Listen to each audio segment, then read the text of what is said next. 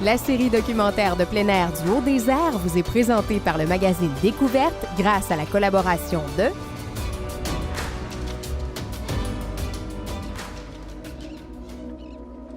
Bienvenue à ce nouvel épisode de Du Haut-Désert.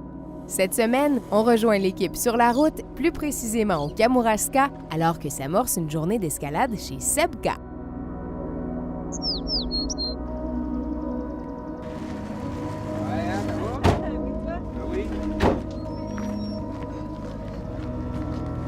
Oui, salut, ça va bien? Salut mon Louis, comment ça va? Ça va bien, toi? T'es grimpé? Yes! La SEBCA, c'est un organisme à but non lucratif, indépendant, non subventionné.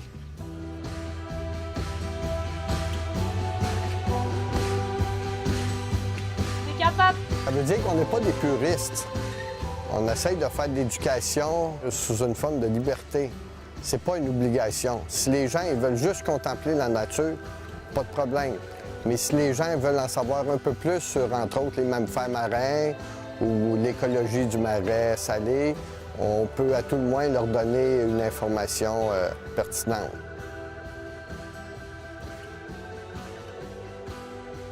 Au niveau de la SEBCA, nous autres, on a 4 activités principales. Le camping, le kayak de mer, la randonnée pédestre et bien entendu l'escalade.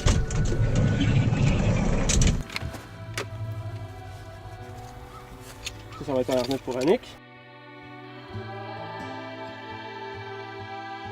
C'est en bonne main.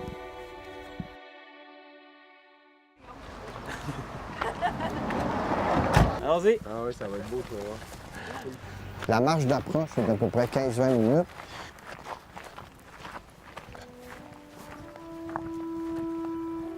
La SEBCA, ça a parti à la fin des années 70. C'était la protection du marais salé.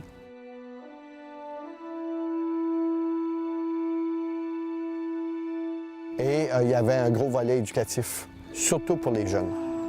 Et là, au fil des années, évidemment qu'on avait besoin de ressources financières. Puis en développant le camping, tranquillement, on réussit à faire des sous.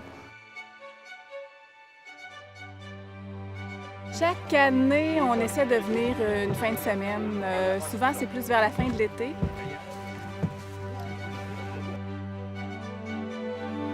C'est très calme, donc on s'attend à avoir quand même pas trop à forcer, mais évidemment, il est supposé avoir des phoques, plein de petits animaux marins. On n'est pas les chambres allongées. Donc, ça ici, c'est la position dans le kayak. C'est pas nous autres qui décident quelle heure on part, c'est la marée.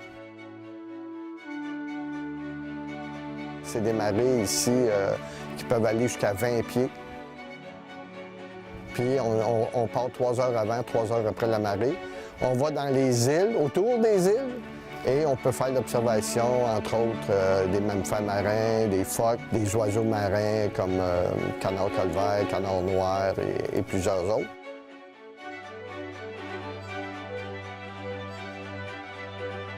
Parce que c'est une activité qui est accessible pour tout le monde. Aujourd'hui, c'est bucolique. Il faut s'entendre, il n'y a pas de vent. C'est plutôt exceptionnel aussi d'avoir une journée comme ça.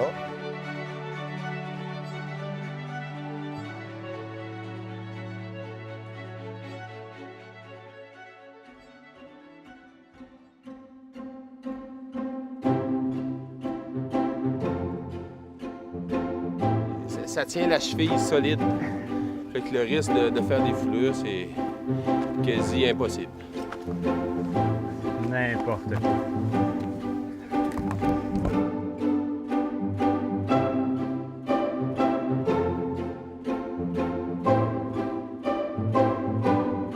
L'affaire qui est le fun, c'est que quand ça arrache, ben là, il te reste dans le fond un pied.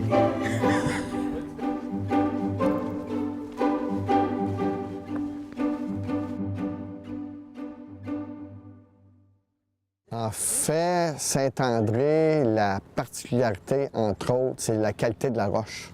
C'est de l'orthoquartzite, une roche qui est extrêmement dure. C'est comme un gros gym intérieur, Saint-André. Ce qui est le fun ici, c'est qu'il y a quand même une belle diversité de bois. C'est pour les débutants, pour de l'apprentissage vraiment facile. Puis, il y a des cotes qui s'en vont dans un niveau intermédiaire élevé.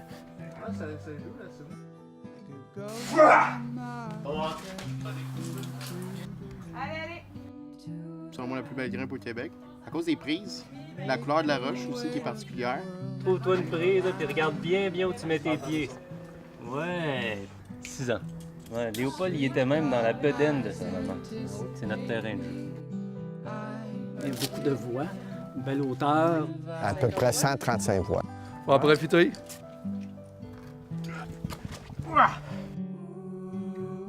Fait que la petite montagne qu'on voit, c'est la Sebka, en fait. Avec la tête d'allumette en bas. C'est une microbrasserie géniale, en fait. Là. Parfait pour les grimpeurs qui aiment apprécier un petit houblon en fin de journée. Si je réussis, je vous la paye. Tu vas réussir. Donc là, Annick, comment on va procéder? Je vais partir en premier de cordée. Okay. Donc je vais accrocher ma corde au fur et à mesure que je vais monter. Rendu en haut, je vais installer un relais. Fait que toi, tu vas pouvoir grimper en moulinette qui appelle, donc avec un relais, la corde déjà en haut.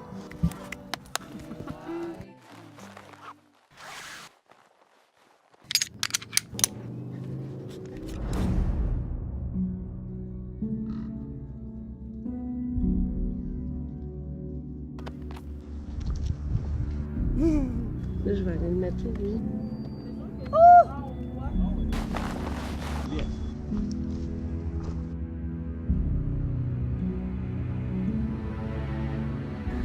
Est-ce que tu vois une expansion de la pratique de l'escalade au Québec? Oui.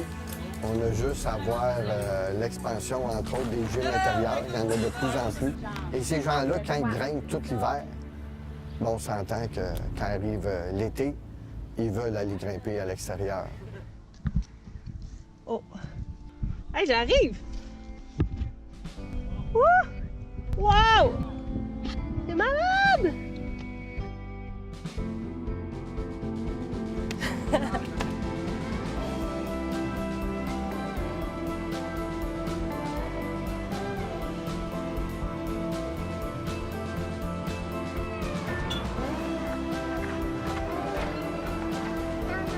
Donc, c'est une herbe beaucoup.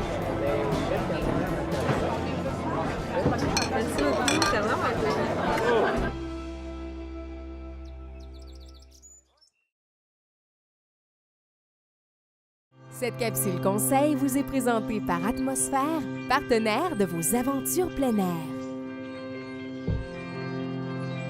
Choisir un équipement d'escalade aujourd'hui, on a vraiment beaucoup d'options, beaucoup de choix sur le marché, plein de beaux produits. Si on commence par les chaussons, donc on veut choisir un chausson qui est très ajusté. On veut un chausson dont nos orteils vont toucher au bout.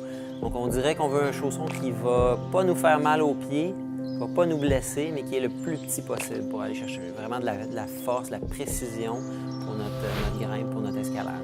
Il faut prendre en note que le chausson d'escalade va s'étirer aussi, souvent jusqu'à un demi-point.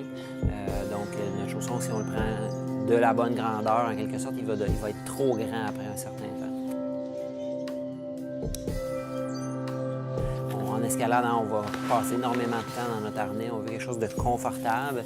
On veut quelque chose qui va vraiment être adapté au type d'escalade qu'on va faire. Black Diamond en fait un génial pour femmes qui s'appelle le Momentum. C'est un harnais qui est asymétrique au niveau de la ceinture, qui est vraiment adapté à la morphologie féminine, très confortable, facile à ajuster au niveau des cuisses. Vous en avez énormément pour votre argent. Ça va permettre de faire énormément d'escalade. Vous voulez vous choisir une première corde pour grimper à l'extérieur, écoutez, il y a énormément de facteurs qui sont à prendre en compte. Les cordes, c'est un produit qui est extrêmement technique. Mais juste quelques petits points. Idéalement, vous devez choisir une corde de 60 mètres pour avoir quelque chose de vraiment polyvalent. Si c'est votre première corde, choisissez une corde d'un diamètre quand même assez gros pour avoir une corde qui est très durable, costaude, qui va en plus vous donner un sentiment de sécurité important. Vous cherchez un petit sac à puff simple, efficace. Ce modèle-là de Black Diamond est vraiment génial. Vous avez une petite place pour mettre la brosse, pour brosser les prises, une petite place pour mettre la clé de la voiture, gardez ça pas loin. Évidemment, la ceinture qui est un petit peu plus confortable que ça a déjà été, facile à attacher sur le harnais. Très populaire aussi ces années-ci sont les crèmes de craie liquide, donc ça permet de ne pas faire de poussière dans les gymnases d'escalade. C'est très efficace sur les mains. Ça dure plus longtemps sur la main. Donc, beaucoup de gens vont utiliser ça quand ils vont faire des voies un petit peu plus longues et tout ça. Donc, c'est extrêmement populaire. Souvent, juste un chausson, un sac à pof, de la craie, on peut aller grimper un petit peu partout, faire du bloc, découvrir des petits endroits. Ça peut procurer des heures et des heures de plaisir. Même après y avoir consacré un épisode complet en début de saison, les Bahamas ont encore quelques secrets qui méritent d'être dévoilés. Nous terminons donc cet épisode avec une autre capsule spéciale sur notre passage par l'une des plus belles destinations soleil au monde avec l'équipe de Navtour.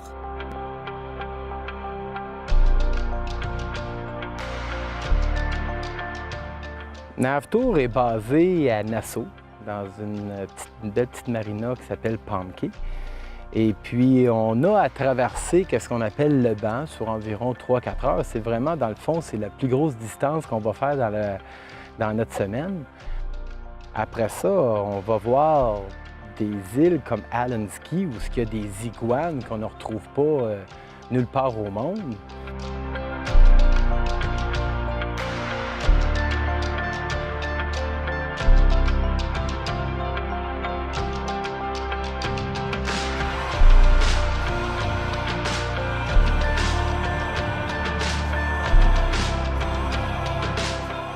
Les Exumas, c'est environ 400 îles et quais, on appelle ça des quais, sur une distance d'environ 120 000. C'est un amas de plages, de petits ruisseaux, de sand dunes, comme on appelle en anglais.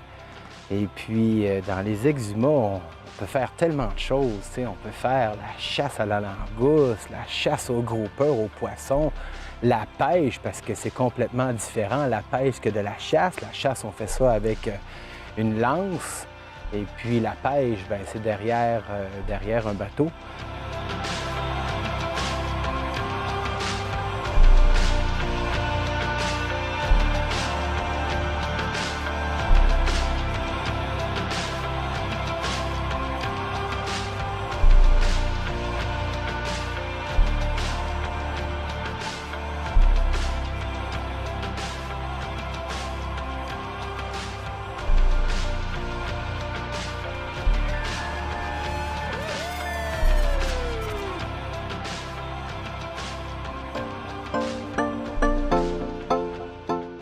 C'est certain que si on se rapproche un petit peu de Nassau, c'est différent. On arrive dans les Exumas, c'est peu touché par l'homme, et puis les coraux sont beaucoup plus colorés. On peut voir des poissons qui sont énormes comparés à être proche de Nassau, parce qu'à Nassau, tu as beaucoup plus de population qui chasse et pêche tous les poissons, tandis que quand on arrive ici, vraiment, là, il y a tellement peu de monde comparé à Nassau, c'est que les poissons se permettent de grandir et puis de devenir gros. Là. Puis aussi, dans le parc des Exumas, c'est complètement protégé. Donc, on ne touche pas les coraux, on ne touche pas les poissons, la langouste, donc ça permet de régénérer tous les poissons et les coraux.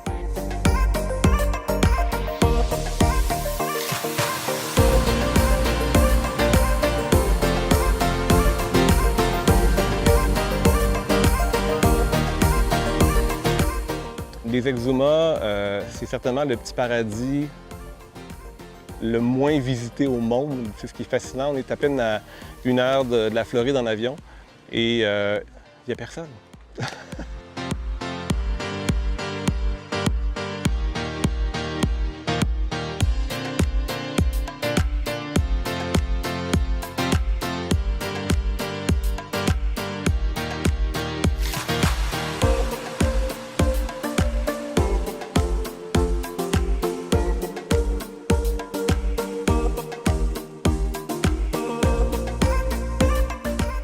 Navtour, bien sûr, maintenant, on offre le monde grâce à Dream Yacht Charter, mais si vous n'avez pas beaucoup navigué encore et que vous rêvez d'un vrai paradis, en fait, pour découvrir la voile, ça reste encore les Bahamas qui sont la destination la plus spectaculaire.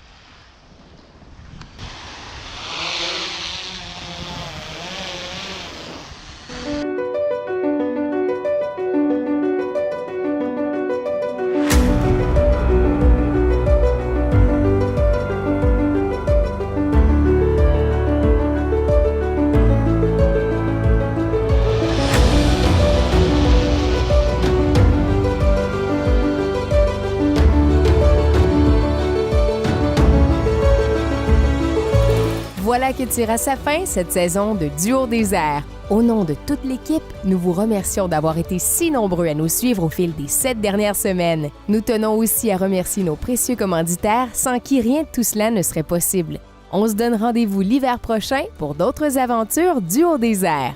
D'ici là, vous pouvez revoir les épisodes passés de Du Haut des airs sur notre page Facebook ou sur le site web du magazine Découverte.